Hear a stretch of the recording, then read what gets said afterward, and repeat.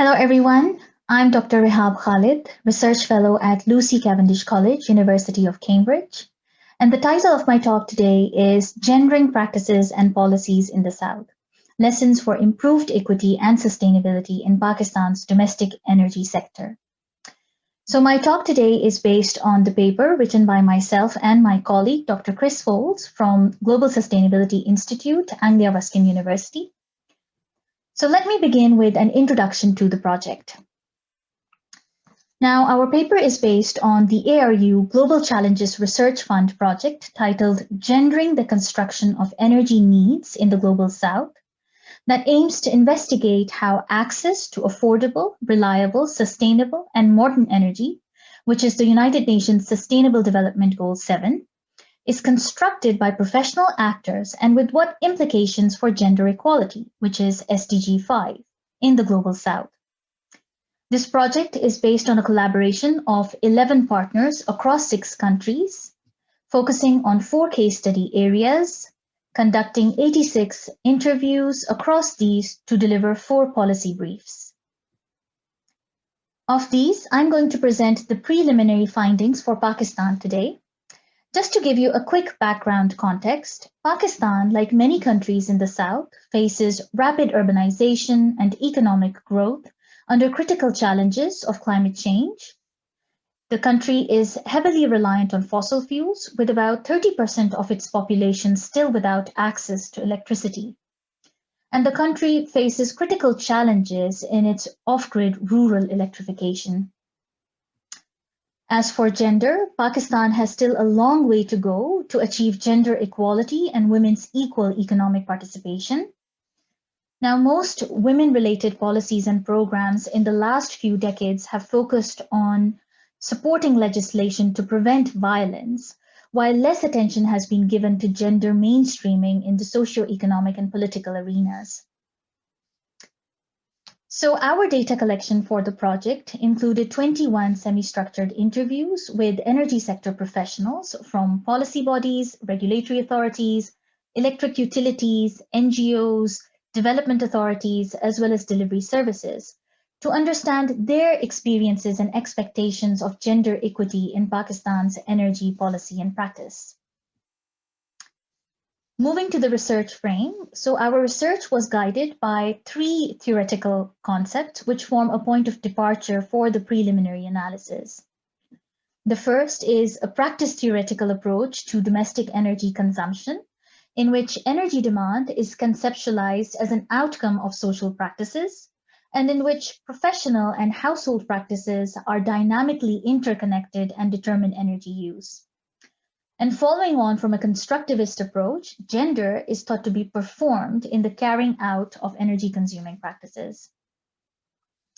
Secondly, we take an intersectional approach to gender, moving beyond a binary to focus on the intersections of gender with other social categories of difference, such as income, class, race, etc., and how these come to define power relations. And third, we take gender equity as a form of energy justice, taking a practice theoretical approach to Walker and Day's 3 tenets of justice: distributional justice, that is fair access to essential energy practices; recognition, that is acknowledging intersectional differences and diversities in practice performances, particularly of vulnerable and marginalized social groups; and procedural justice, that is participation in decision-making practices. So coming to the findings now, we started by analyzing participants' perceptions of the gendered nature of domestic energy use, focusing on differences between men and women and between different groups of women. So participants highlighted the gendered nature of energy practices in terms of the division of labor between men and women. Men are considered head of the households and breadwinners of the family, whereas women are traditionally responsible for most household chores, such as cooking, cleaning, laundering, household management, and caregiving. There was a clear distinction between women's work-related use of energy, such as in household chores, but also in undertaking economic home-based income-generating practices, such as tailoring and sewing. while men's use of energy at home was related to practices such as comfort, convenience, and entertainment. Women were also seen as better managers of and more responsible for energy use and efficiency. Of course, not all women were seen to use energy the same way, and participants clearly recognized intersectional differences in energy access between different women, such as from different incomes, classes, and education levels, but also in their geographical locations, such as in the urban and rural divide.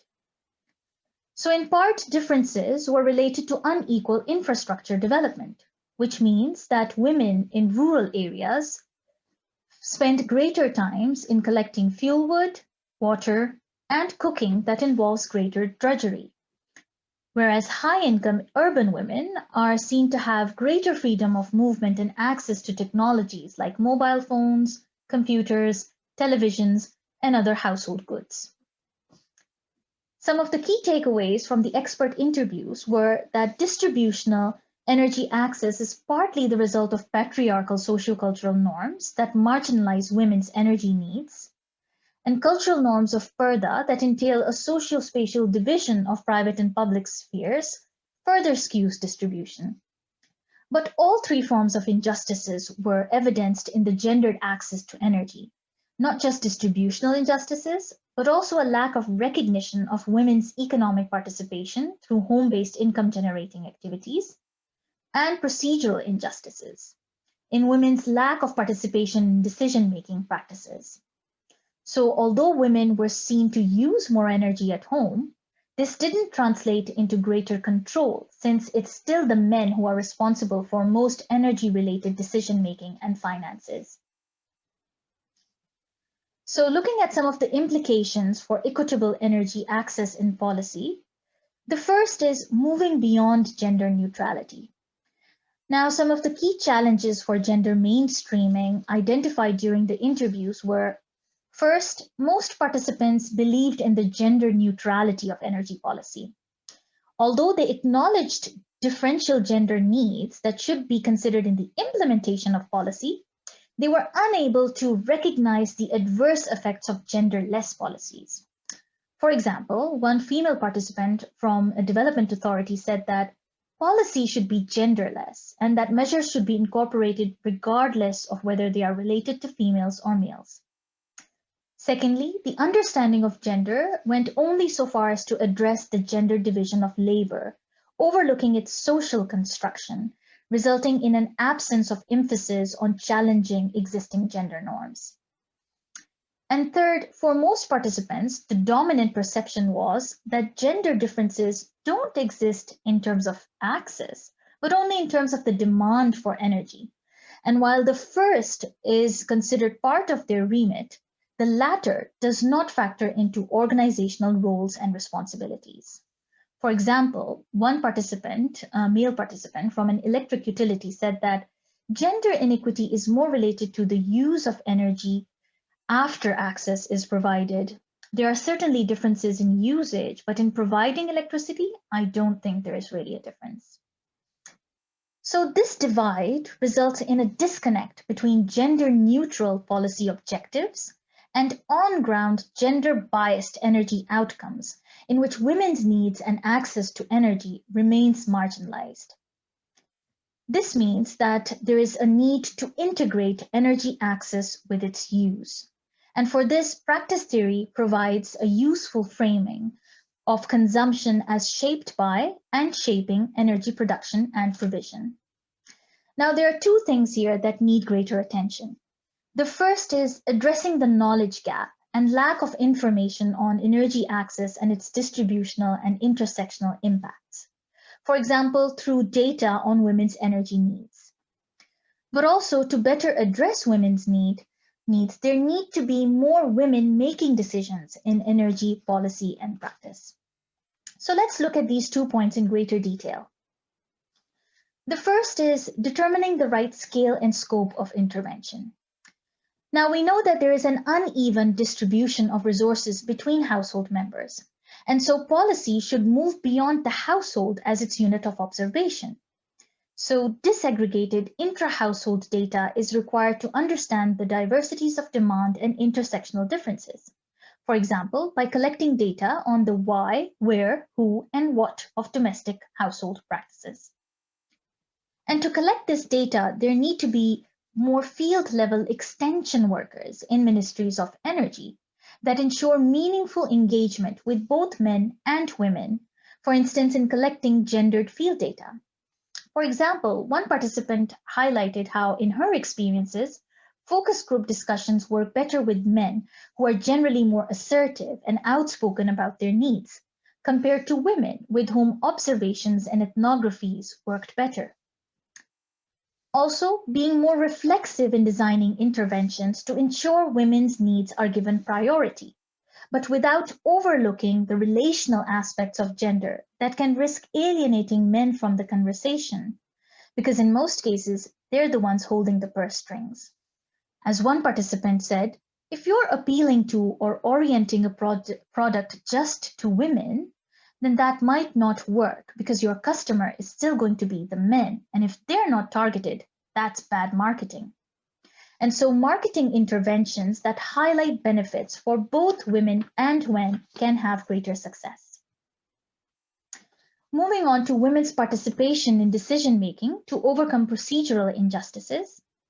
Now, as mentioned earlier, in Pakistan, women remain underrepresented in the energy sector with limited participation in planning and policy decision-making. And some of the key challenges in this regard identified by the interviews include lack of enabling environments and adequate infrastructure and facilities, and the prevalence of patriarchal norms that inhibit women's economic participation. Women are often overlooked for certain roles considered more suited to men, such as site visits, fieldwork, travel to remote areas, and engagement with male community representatives. Now, this absence of women employed in fieldwork can then limit engagement with women end users and inhibit data collection from female members of the community, as one female participant highlighted how her male team members could not interact with the women during their site visits. This means that interventions are needed in the interlinked practice elements, such as developing women's competences, providing essential material infrastructures, such as separate washroom facilities or safe transportation, but also challenging masculine imaginaries of certain professional responsibilities. For example, some participants shared success stories of how by taking on traditionally masculine roles, such as meter reading or as Roshna Bibis, translated as light women, that act as community solar power managers, women had been able to challenge normative cultural perceptions and improve energy access for their communities. So coming to the conclusions now, there are three key takeaways. The first is to make visible the integrated nature of energy access and demand through interventions that target gendered practices and gendered technologies by collecting disaggregated intra-household practice-based data. Secondly, our study shows that focusing on the nexus of gendered practices, energy access, and justice shows promising pathways to improve energy equity and sustainability. So combining practice theory with intersectionality and energy justice frameworks can help overcome the knowledge gaps and reveal power dynamics in gender relations that are manifest through practice performances. And finally, gender equity in energy access can be achieved when energy policies factor in non-energy but related social policies, such as gender-sensitive urban planning and development, or health-related policies for women's social, psychological empowerment and well-being, as well as innovative social initiatives that challenge prevailing gender norms and gender relations for improved equity. So with this, I come to the end of my presentation. Thank you so much for your time, and I welcome your questions and feedback.